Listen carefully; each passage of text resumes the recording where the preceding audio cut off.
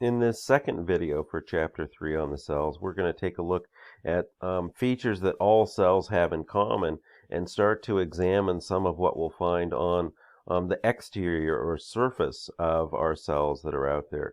And so if we look at and sort of consider this idea that cells do have common features that we can find in anything that is out there, and when we look at and focus on these kinds of things, you can see some of them are highlighted in here, and not all of them really. But we can look at all cells that are out there have what's known as a plasma membrane, this semi-permeable barrier that we find on the outside of both prokaryotic and eukaryotic cells. And this barrier is going to separate the inside from the outside or exterior environment. And remember, typically you're going to find a watery exterior, and also we have that watery interior.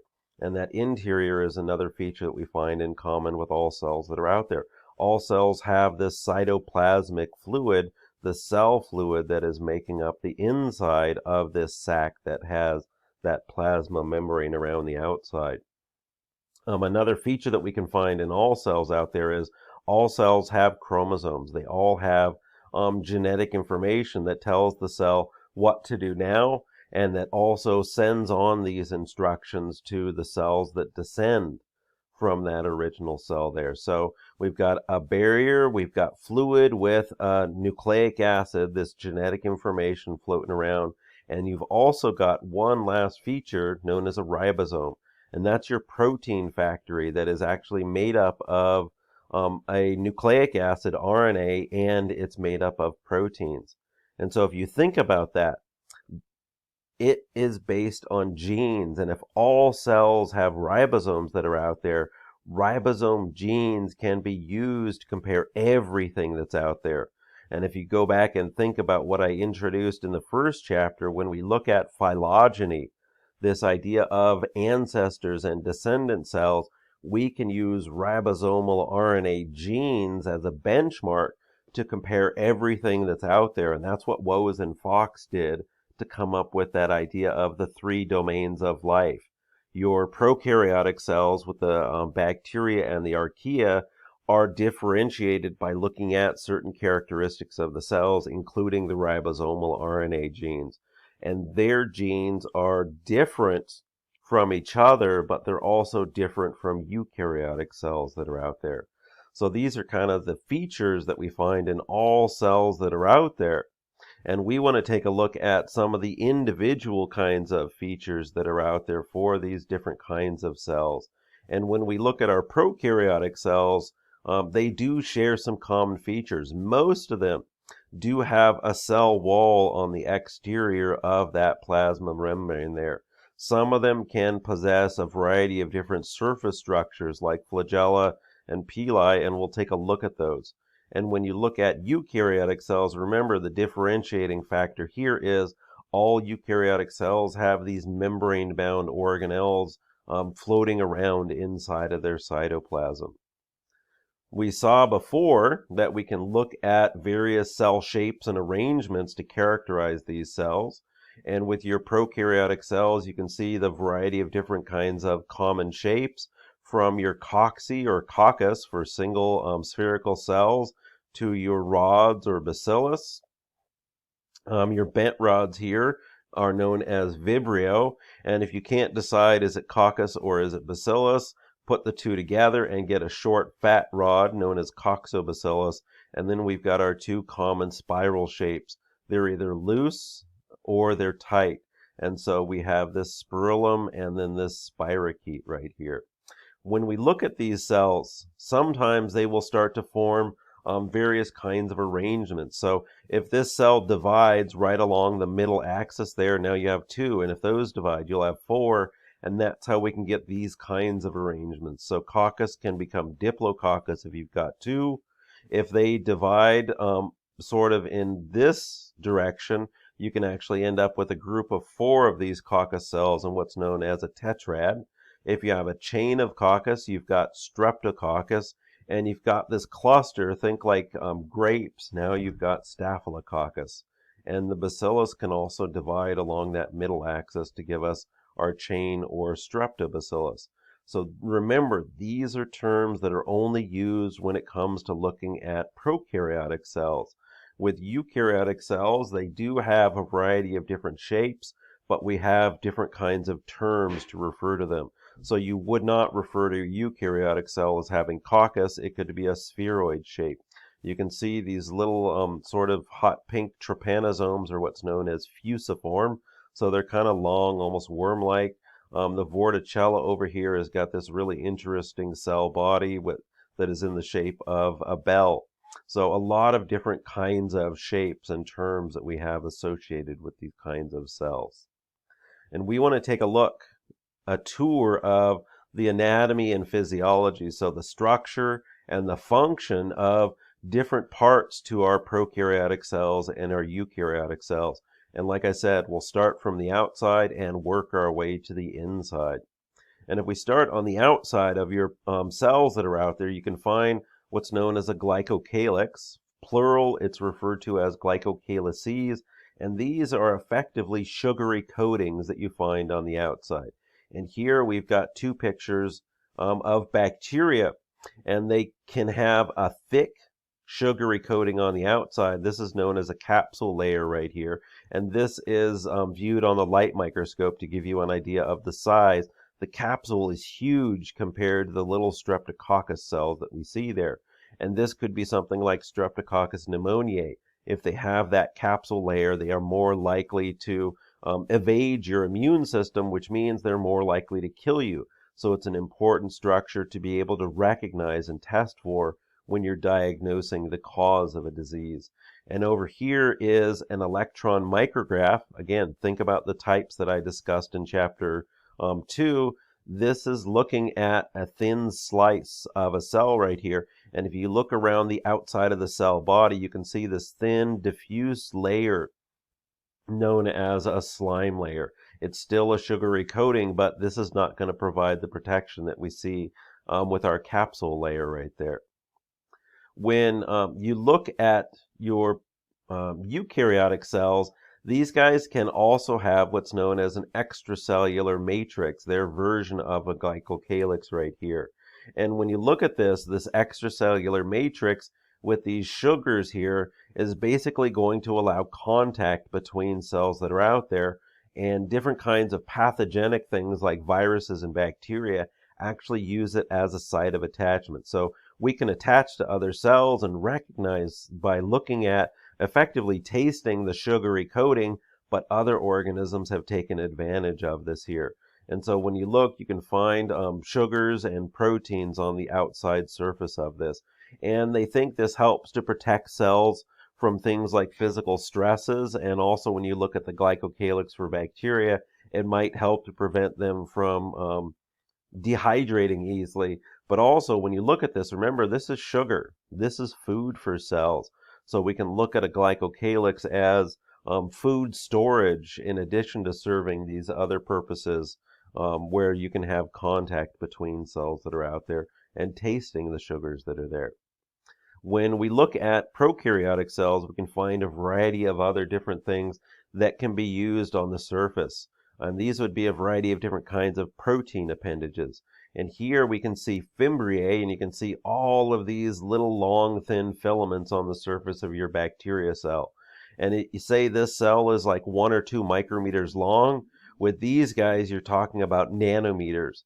So there's 1,000 nanometers in a micrometer. So these are extremely small structures on the surface of the cells that they think allow them to actually attach to surfaces. So if you've seen somebody climbing up a rock wall, you've got these little projections. Well, if you're climbing up an ice wall, you put these little spikes on your shoes, and you can use those to punch into the ice there to climb up, say, the side of a glacier. Same idea. The fimbriae are being used to punch into surfaces of things and allow them to hang on.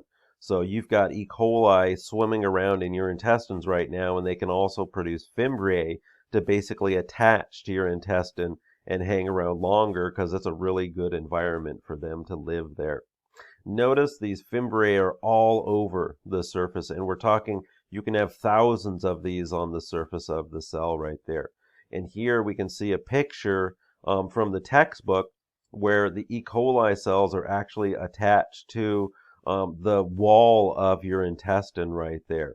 And in lab, I don't know if you guys can remember, but sometimes we see a skin of bacteria on the surface of a broth culture, and this is known as a pellicle, and that's where these bacteria can be using these fimbriae to attach to each other and hang out on the surface of your broth tube that we see there. Another structure that we can find on the surface besides these fimbriae is what's known as a pilus or pili. And again, this is a protein structure, and it's made of a protein known as pilin. And when you look at this thing right here, you can see where there's thousands of this, the pilus, you're talking about one or two of these things per cell. And again, they're in that nanometer range for the thickness, so less than 10 nanometers thick, like your fimbriae. With some archaea, you can actually find a really interesting kind of structure that's known as a hamus. And you can see an electron micrograph of these little guys right here. And here is a cartoon's depiction. And it's really kind of interesting because you've got wound or proteins that are wound up kind of like a helix. And then on the end of it, it's actually got a little barb there. So think like a grappling hook. This is a bacteria cell that is making this structure.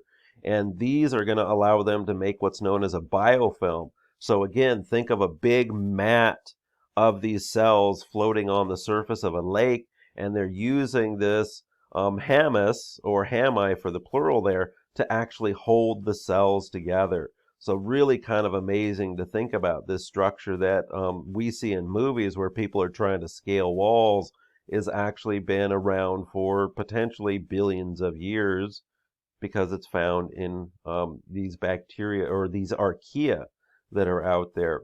When you look at the length of it, it can be wound up and form something that's like 5 micrometers in length. So we're talking this thing is much, much longer than the cells that are out there, but really kind of an interesting structure to think about there. This picture is just showing all 3 of those earlier ones that I talked about.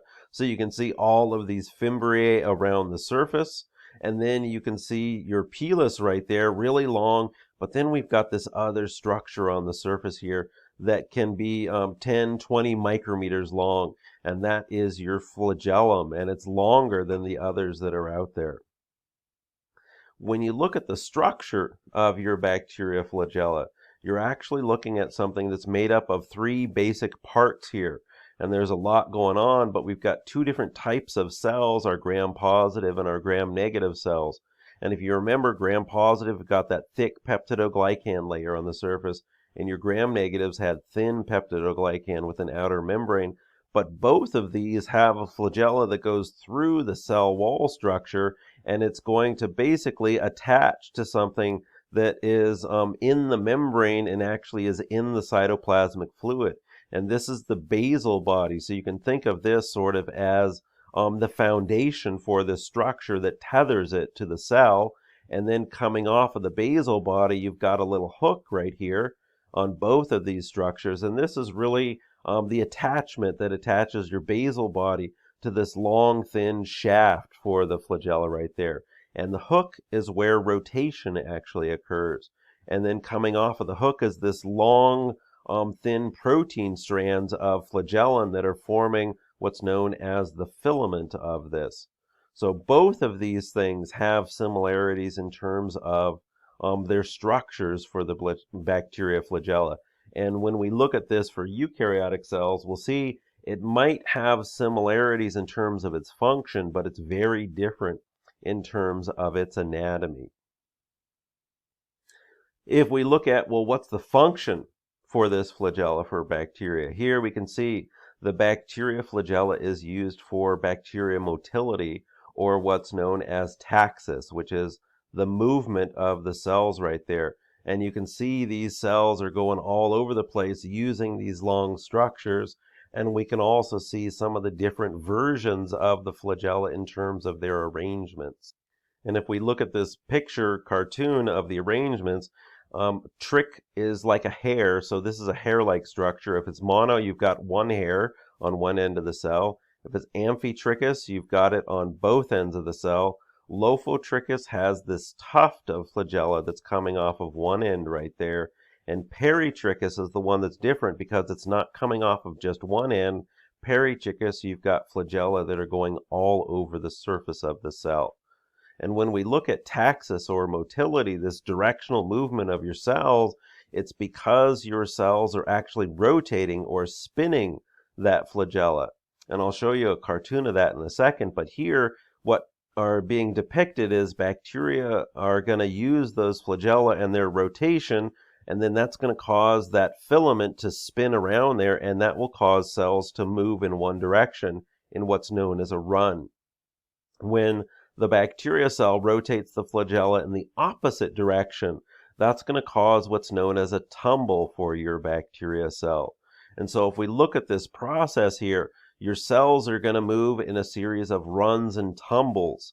And in this little cartoon right here, what we see is you have a chemical attractant over here, and here the bacteria is swimming away from it, and that causes it to tumble. And they're going to go in a random direction, and maybe they're pointed in the right direction, and they're going to start running again, and that would move them there. Or maybe they're going to run in this direction, and that's going to cause the cell to keep tumbling. So cells are literally staggering around, trying to find the right direction. There's no eyes on this, but they do have chemical receptors on the surface that could allow them to follow this chemical gradient and swim towards something. Say you put some sugar over here. You can also have what's known as negative taxis, where you move away from something. So what if this was a poisonous chemical over here? Or what if it was something that was heat? You could have taxis in response to light, so phototaxis movement. And you could be attracted or positive phototaxis, where you're moving towards the light, and negative phototaxis would be the cells moving away from the light. This little cartoon shows you there's your membrane and there's your basal body, and you've got your hook and your filament right there. And what this thing is doing is basically rotating around. And if you look at the top view, you can see how it's rotating around and around and around. And so there's that idea of runs and tumbles. You move it in one direction, it's going to cause the cell to move. And if you move it in the opposite direction, you're going to get your tumbles there. And this little cartoon is showing you, again, think about it. This one has a tuft of flagella. So there's your Lophotrichus example. And your bacteria is doing taxis or movement. So here we've got a stimulus, and there you see it's doing tumbles, and it's doing a run, and there it's doing a run again. And here it's eventually going to stagger around until it ends up where it wants to go by doing a series of runs and tumbles. And if you look at Peritrichus and a variety of other kinds of things out there, we can see this. There's your Peritrichus doing your run, and there it's doing a tumble. It's got those flagella all over the surface. And we can find the same thing when we look at our Amphitrichus cells that are out there. They're using those flagella to basically move the cells back and forth through this watery environment here. So the overall direction of movement for the cell is going to be towards attractants with positive taxis and away from stimuli out there with negative taxis. And when you look at this, just to give you an idea about the speed of this movement, when they measure the movement of these bacteria cells, we're talking about 60 body lengths per second. So can you run 60 times the length of your body in a second? To give you an idea, the fastest land animal that is out there, the cheetah, when you clock it, they are moving 25 body lengths per second. So when we look at this idea of bacteria movement and taxis, they are rocketing potentially through a liquid medium that is out there. And there is another interesting version of flagella that are out there, and what's known as a periplasmic endoflagella. And if you look at it here, you can see it sort of spiraling around the outside of our spiral cell here, our spirillum. And this is what's known as an axial filament when you're looking at it on spirochetes that are out there. And if you look at this cartoon, you can see all that an endoflagella or axial filament is basically a bundle of flagella that wrap around the outside of the cell there, and they're anchored on the ends. And what this does is it causes the cell to do a corkscrew-like movement because these flagella are actually rotating around the surface of the cell. So same basic mechanism, and you're just getting this rotation like we saw before, but rather than having a free-flowing flagella, these are actually anchored on the ends of the cell right there. And we find this in things like the bacteria that causes Lyme disease or syphilis, and there you've got a spirochete, these spiral-shaped cells, and they're using this axial filament or endoflagella to actually produce a corkscrew-like movement. And so that's going to allow this kind of cell to actually think what a corkscrew does. It screws into the cork. Well, now imagine you've got this cell up against your flesh, and they will use this to actually penetrate into flesh and then swim around inside of you.